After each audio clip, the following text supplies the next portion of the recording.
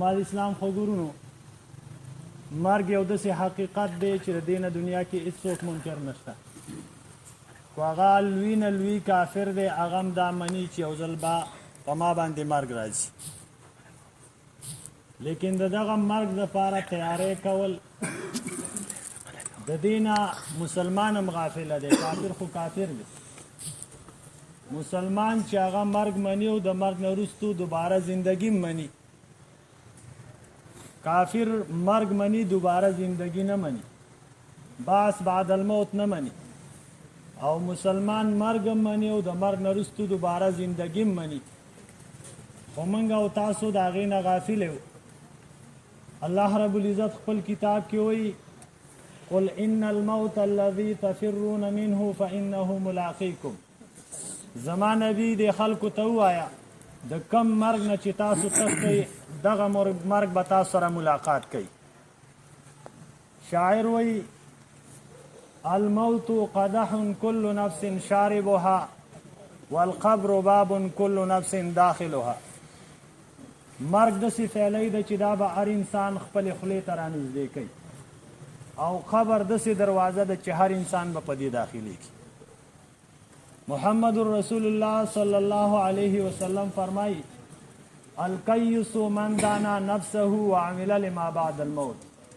تاسو کې خیر انسان هغه څوک دی چې هغه د خپل ځان سره حساب وکړي چې زه الله د خپلې بندګۍ او عبادت دپاره پیدا کړم نن ما د جنت کارونه څومره وکړه د جهنم کارونه مې څومره وکړه د الله د راضي کېدو کارونه مې څومره وکړه د الله د خفګان کارونه مې څومره وکړه نن کو په ما باندې مرګ راشي نو زه خپله فیصله په خپله څنګه کوم چېرې زه د جنت لایق یم او که زه د جهنم لایق یم نبي پاک کوي تاسو کې خیر هغه انسان دی چې د ځان سره حساب وکړي هر انسان هر مسلمان ماخوستن ځان سره دا حساب وکړي چې زه د الله بندې یم الله د بندګۍ دپاره پیدا کړم د سهار نه د ماښامه پورې ما د الله د رضا څومره کارونه وکړه او کم قدمونه کم حرکتونه ما داسې وکړه چې په هغې ما خپل رب خفه کړ وعمل لما بعد الموت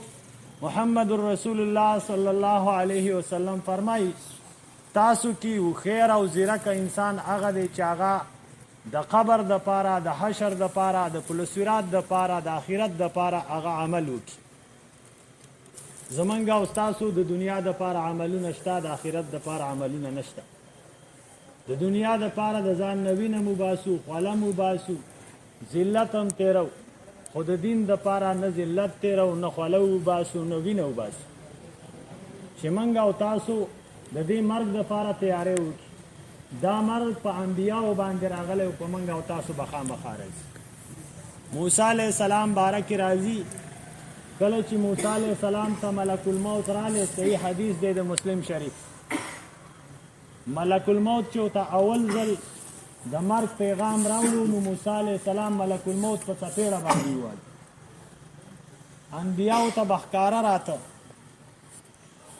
نبیانو به لیدل ملک الموت چې کله به ورته راته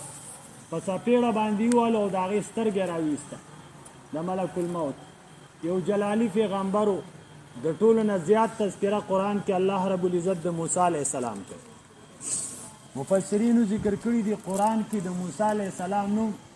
130 ځلو نه زیات ځایونو کې ذکر دی د ټولو نه زیاته تذکره زده ده دا یو جلالي پیغمبر و دغه جلالي پیغمبر چې کله وله اسرائیل علیه السلام رالی په څپېړه باندې وویل الله رب العزت ته واپس لاړې او الله رب العزت ته وی یا الله زه خو تا داسې بنده ته لیږلی وم انشاءالله وخت شته دی تاسو له مو قدر کوو تا زه داسې بنده له لیږلی لا یرید الموت یا الله هغه خو مرګ نه غواړي هغه ته چې ما د مرګ خبره وکړه نو هغه په ما باندې ګزار وکړو او زما سترګې راویسته الله رب العزت واپس اسرائیل علیه السلام ته سترګه واپس کړه او د هغې نه وروسته ورته وایي لاړ شه زما بنده ته موسی علیه السلام ته ووایه چې د غوی په ملا باندې لاس راکاږه ستا د لاس د لاندې چې څومره ویښته رال د هر ویښته په سر باندې به دله 1 کال عمر زیات کړم خو ورته ووایه چې مرګ شته بیا به مرې د مرګ نه خلاصون نشته، بیا به هم در باندې مرګ راځي. اسرائیل علیه السلام رالی او موسی علیه السلام ته ویل چې الله فرمایي د غویي په شا لاس راکاږه، ستا د لاس د لاندې چې څومره ویښته رالدار ویښته په سر بدله 1 کال عمر سیوا کړه. خو موسی بیا به هم در باندې مرګ راځي. موسی علیه السلام ویل چې د مرګ نه خلاصی نه یو راځي، فالآن اوس تیار یم، بیا رانه اوس روح واخلي. هغه موسی علیه السلام مرګ ته تیار شو او موسی علیه السلام د هغه وفات وشو او د اسمان فرشتو وجړل ما ته موسی فمن الذي لم يمت. موسی مړ شو، څوک دی چې نه به مري. نو دا مرګ به په موږ او تاسو ټولو باندې راځي. د دې دپاره موږ او تاسو تیاری وکړو. الله رب العزت دې په دې لږو خبرو موږ او تاسو له د عمل کولو توفیق راکړي. وصلی الله تعالی